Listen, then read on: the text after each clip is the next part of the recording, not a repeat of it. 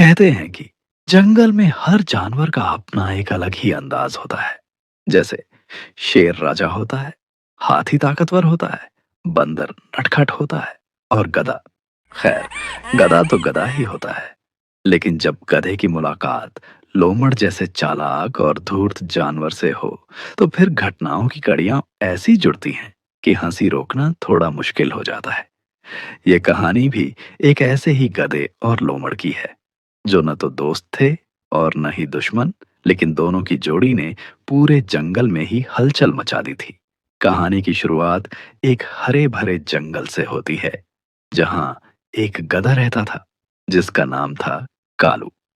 कालू हमेशा ही दुखी रहता था, क्योंकि जंगल के जानवर उस पर खूब हंसते रहते थे, जिससे दुखी होकर गधा अक्सर अकेले में बैठकर अपना आप ही बड़बड़ाता रहता।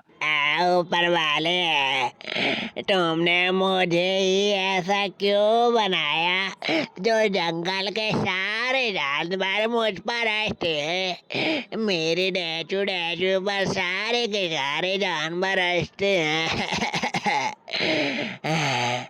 इंसान तो मेरे ऊपर लकड़ियां ढो कर मेरी कमरिया को ही तोड़ देते हैं।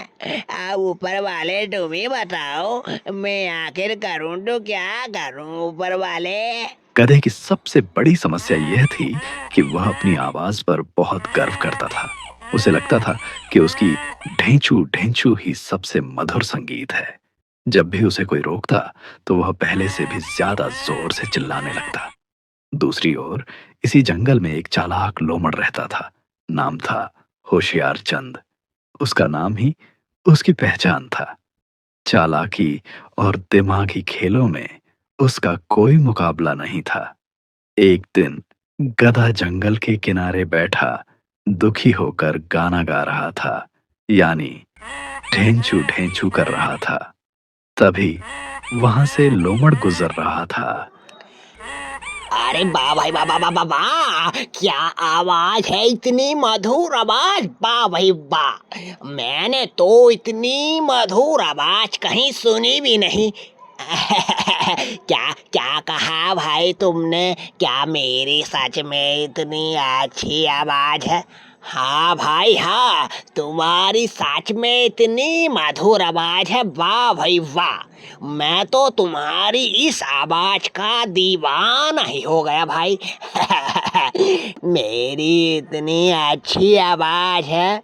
हाँ भाई हाँ, तुम्हारी इतनी अच्छी आवाज है कि कोयल तक की शर्मा करके भाग जाए।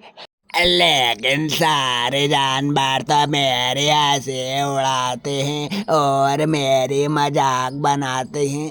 अरे वो सारे जानवर मूर्ख हैं जो इतने अच्छे गायक को भी नहीं जानते। अगर तुम मेरे नजरिए से देखो तो तुम ही जंगल के सबसे अच्छे गायक हो। गधा फूल कर कुप्पा हो गया। उसने लोमड़ को अपना सबसे अच्छा दोस्त बना लिया। लोमड़ भूखा रहता और हमेशा दिमाग लगाता रहता कि कहां से उसे मुफ्त का भोजन मिले। उसने सोचा, ओ नहीं, ये गधा तो सीधा साधा है, इससे अच्छा तो बढ़िया कोई साधन हो ही नहीं सकता। एक दिन लोमड़ ने गधे से कहा, कालू भाई, जंगल में शेर राजा का जन्मदिन आने वाला है। वहाँ सब जाकर गाना गाएंगे, नाचेंगे गाएंगे। क्यों ना तुम भी अपनी जाकर आवाज दिखाओ। और अगर तुम अपनी आवाज दिखाओगे तो सब तुम्हें अपना गायक मान लेंगे।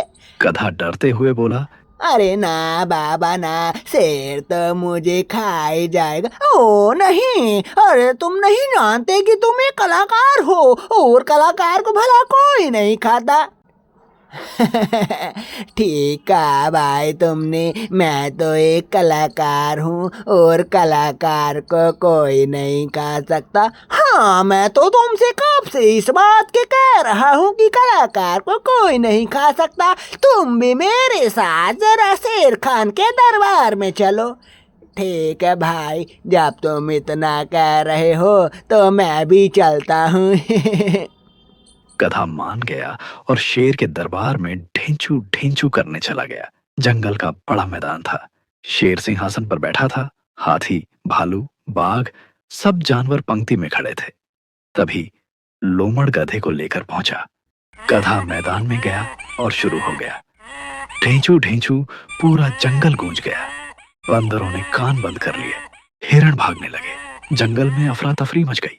ये देखकर शेर जोर से गरजा। किसकी सामत आई है आज जो मेरे इस दरबार में इतना शोर मचा रहा है? क्या उसे अपनी मौत से डर नहीं लगता? लोमड़ तुरंत बोला। महाराज, ये कोई शोर नहीं, ये तो कालू का मधुर संगीत है और ये बस आपकी महिमा का ही तो गुणगान कर रहा है। शेर कुछ पल तो सोच में पड़ा और फिर बोला। अच्छा, अगर ऐसा है तो इसे एक बड़ा सा इनाम दिया जाए ताकि सारे जानवर ये देख सके कि शेर राजा के यहाँ किसी बात की कमी नहीं है। गधे को इनाम में गाजरों की टोकरी मिली। गधा बहुत खुश हुआ। इधर लोमड़ ने चुपके से आधी गाजरें हजम कर लीं। अब गधे को लगने लगा कि वह सचमुच गायक है। वह गांव में जाता और खेतों में खड़े होकर अपनी ढेंचू ढेंचू करता। किसान दौड़कर लाठियां मारते और गधा सोचता कि अरे ये सब मुझसे ईर्ष्या कर रहे हैं क्योंकि मैं इतना अच्छा जो गाता हूँ। इन्हें लगता है इनकी वजह से मैं गाना गाना छोड़ दूंगा। अगर ये ऐसा सोच रहे हैं तो मैं ऐसा बिल्कुल नहीं करूँगा।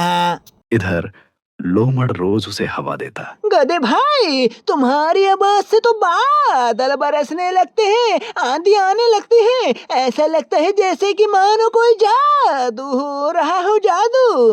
गधा यह सुनकर फूलकर और ढेंचू ढेंचू करने लगता।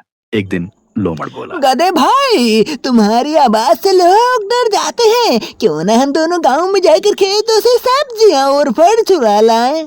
गधा घबराते हुए बोला। चोरी ना बाबा ना, चोरी करना पाप है, नदी किनारे सांप है।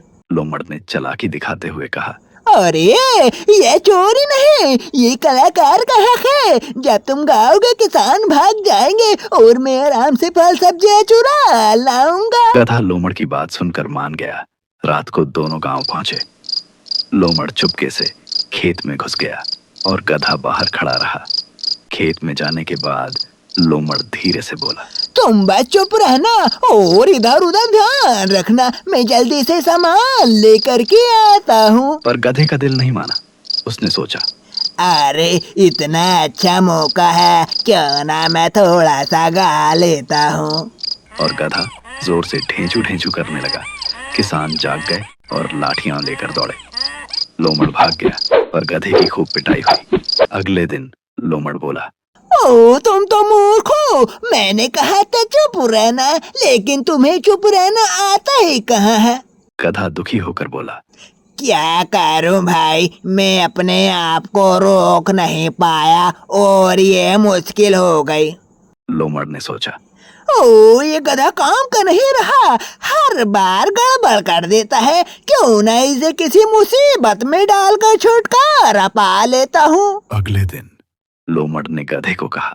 गधे भाई, मैंने सुना है कि जंगल में एक जादुई तालाब है, उसमें नहाने से इंसान भी शेर बन जाते हैं। अगर उसमें नहा लो तो तुम सब के राजा बन जाओगे। यह सुनकर गधे की आंखें चमक गईं। सच में? लोमड़ बोला। हाँ, बस तुम आज रात मेरे साथ चलना। रात को गधा तालाब पर पहुंचा। जैसे ही उसने पानी में कदम रखा, वहां शिकारी का जाल बिछा था। गधा उसमें फंस गया और ढेंचू ढेंचू करने लगा। अरे मैं यहाँ कहाँ फंस गया, कोई मुझे बचाओ बचाओ। शिकारी दौड़ते हुए आए। लोमड़ ये देखकर दूर से ही हंस रहा था। पर जैसे ही शिकारी दौड़ते हुए पास आए, तभी लोमड़ किसी तरह जाल से भाग खड़ा हुआ। गधा बच गया। वह भागते भागते जंगल पहुंचा। वहां लोमड़ हंसते हुए बोला। क्यों गधे भाई, तुम तो राजा बनने गए थे या जाल में फंसने गए थे? गधे ने गुस्से से कहा। अब मुझे समझ आ गया, तुम मेरे दोस्त नहीं दुश्मन हो, दुश्मन। लोमड़ हंसकर बोला। अरे गधे, मुझे इसीलिए तो सब चला कहते हैं। खैर छोड़ो, तुम तो ठहरे बेवकूफ गधे के गधे ही। गधा रोते रोते चला गया। गधा अब सचमुच समझदार हो चुका था। उसने तय किया कि मैं उसे अच्छा मजा सिखाऊंगा ताकि वह याद रखे। हाँ। उसने अफवाह फैला दी कि जंगल में शेर ने ऐलान किया है, जो सबसे अच्छा गाना गाएगा उसे इनाम मिलेगा।